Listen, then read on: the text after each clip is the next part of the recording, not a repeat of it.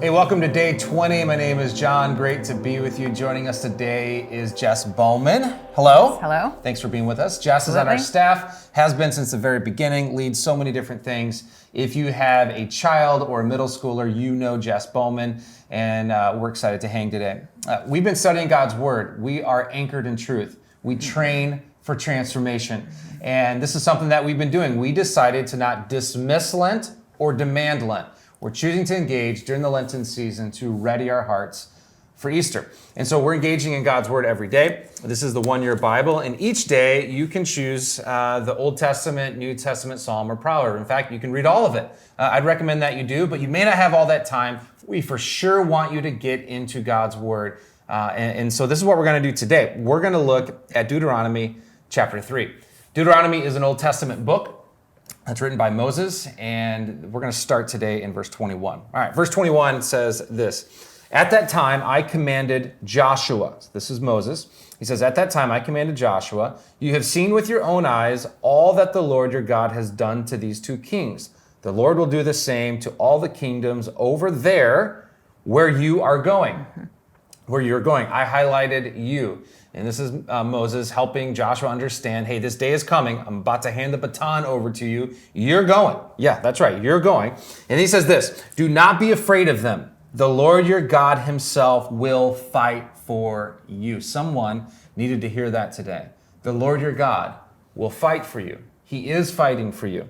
And this is what Moses is saying to Joshua. The next number of verses that starts in verse 23, at that time I pleaded with the Lord, Moses says. Moses pleads with the Lord once again that he can experience the promised land. If you've read the story, though, you know that God's like, no, we already covered this. Moses, you're not going to experience the promised land. But your protege, your apprentice, Joshua, will. You can dig into the reason for that. We're not going to get into that today. But the part I want us to look at, if you continue on to verse 28, check out verse 28. Get the highlighter ready. It says this, but commission Joshua. God says to Moses, here's the deal. The work is going to continue.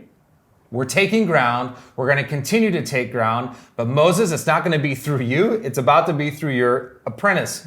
So commission Joshua and encourage and strengthen him, for he will lead these people across and will cause them to inherit the land that you will see. This is our reading for today, and each day I try to bring you a question. Here's the question for today.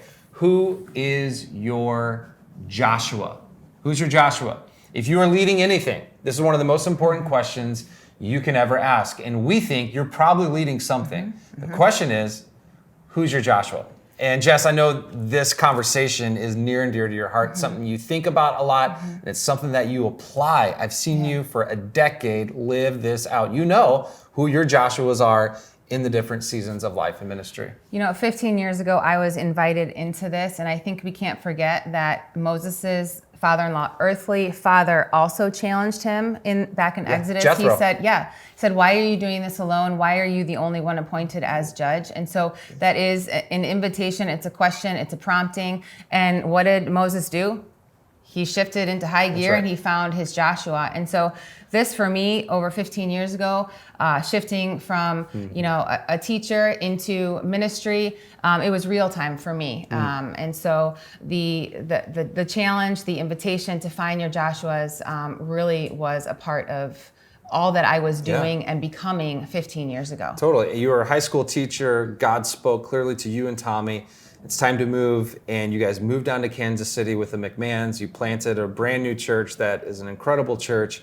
And as you're saying, you had that kind of Jethro experience. Moses' father-in-law, Jethro, comes. He's like, Moses, what are you doing?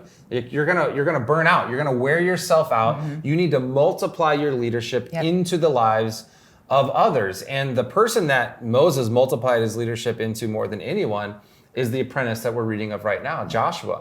The work needs to continue, and it's going to continue through your apprentice. So you obviously experienced this through Janet and Troy, and then you have now paid it forward. I've seen with my own eyes, with so many leaders at Mission, you've discovered and you've discerned who your Joshua is. Talk about this real quick, though. Before you just say, you're my Joshua, like what's important for you to do?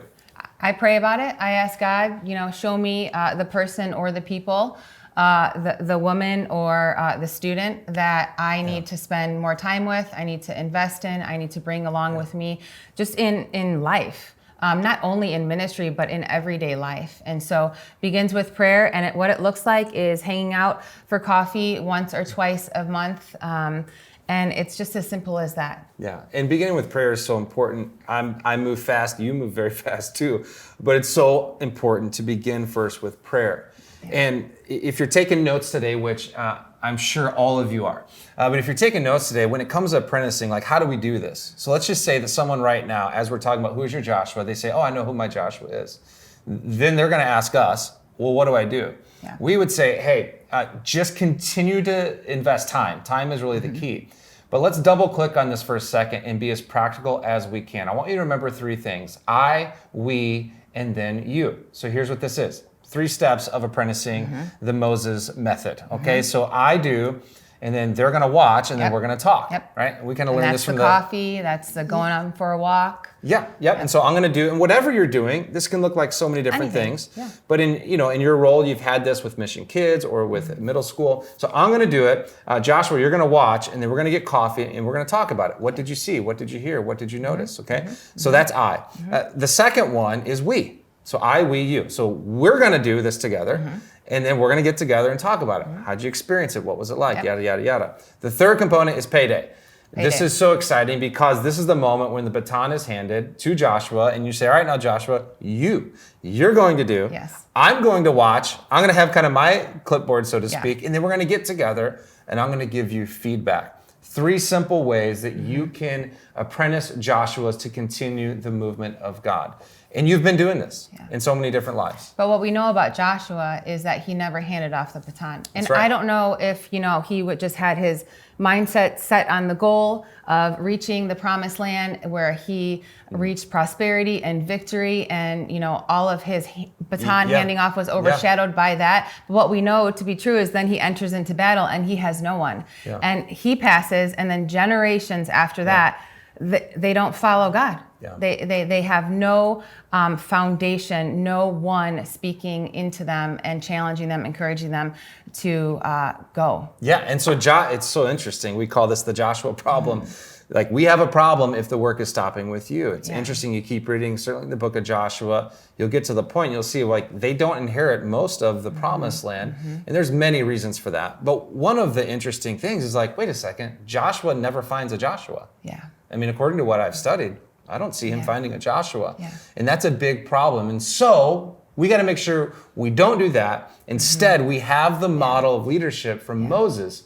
Who is your Joshua? Are you inviting them? You're praying about it, and invite them in. And then you can just work those 3 things. I, we, you.